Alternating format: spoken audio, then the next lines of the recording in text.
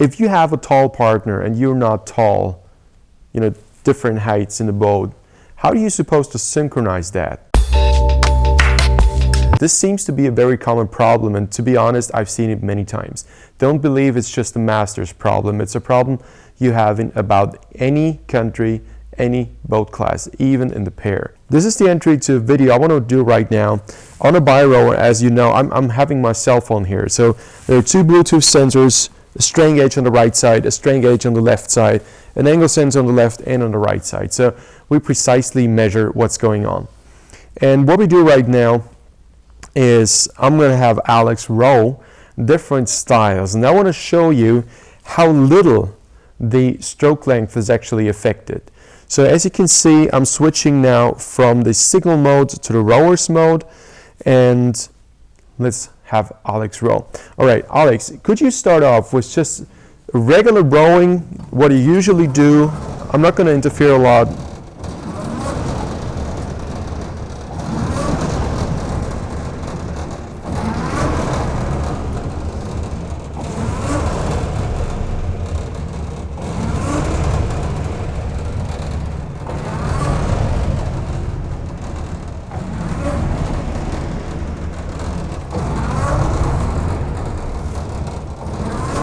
Okay, stop. Now guys, the next thing we're going to try is, Alex, please do the following thing. Try to sit extra straight at the finish. A lot of people ask me, should I lean back? Should I not lean back? If I'm tall, should I sit up straight? Should I not? All right, let's just try this out. We had a stroke length of 114 to 113 degrees. So 114 on the left, 113 on the right, average 109 to 107. Now Alex is going to try to sit extra up tall, straight back towards the finish, no lean back, not a lot of lean forward. Let's see what the change is. Very tall, no lean back, no lean forward.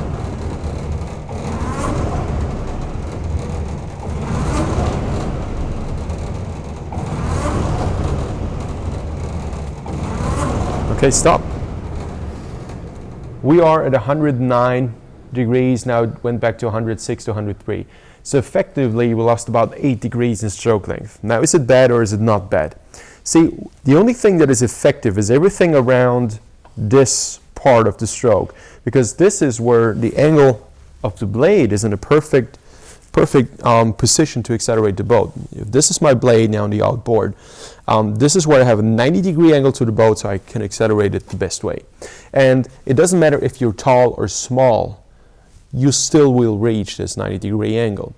The only thing that changes is what you have here, where the blade is not in a good angle, and everything past the 90 degrees, where the blade is not at a good angle again. So if you are at different heights, what you need to synchronize, apparently, is not so much the stroke length, but the time you spend with the blade in the water and the force curve. Now, in order to have a look at the force curves, let's switch to, and Alex is going to take a couple of regular strokes.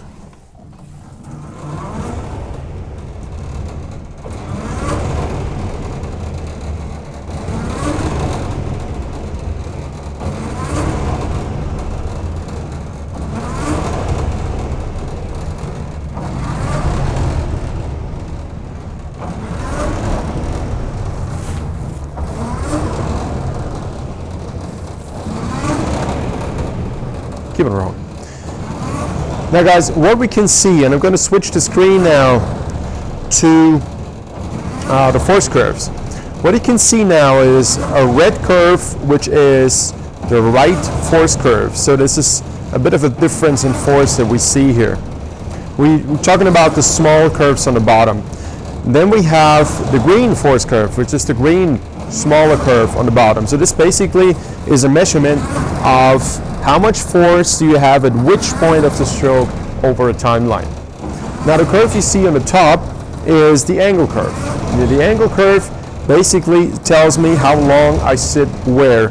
Alex has a bit of a stop towards the finish, nice start I think for steady state, and so the curve is running flat. I talked about this in a different video, link is going to be right there.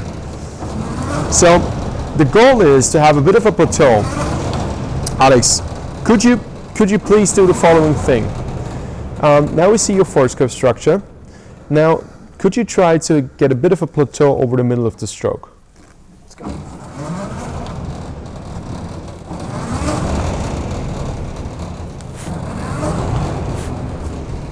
Watch how he changes style, different objective. He really wants to keep the acceleration going. This is how you generate a plateau.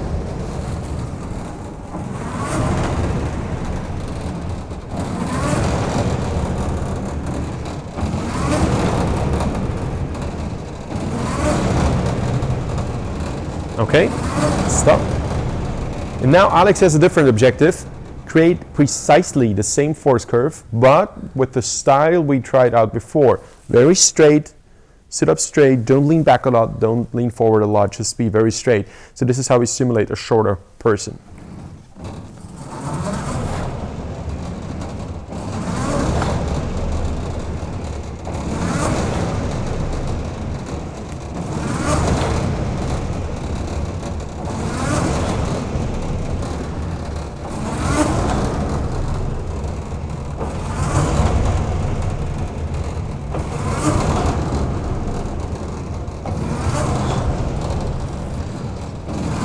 Okay, so as you can see, I now hold the cell phone, you had the screen right there. As you can see, the force curves are precisely the same. And this is just a couple of strokes changing. And what I want to tell you with this very simple demonstration, you can change your technique, you can even have a different body height, it doesn't matter. As long as you influence the boat the same way, there is absolutely no need to panic because you are different heights, as long as you're able to accelerate the boat over that middle part of the stroke evenly.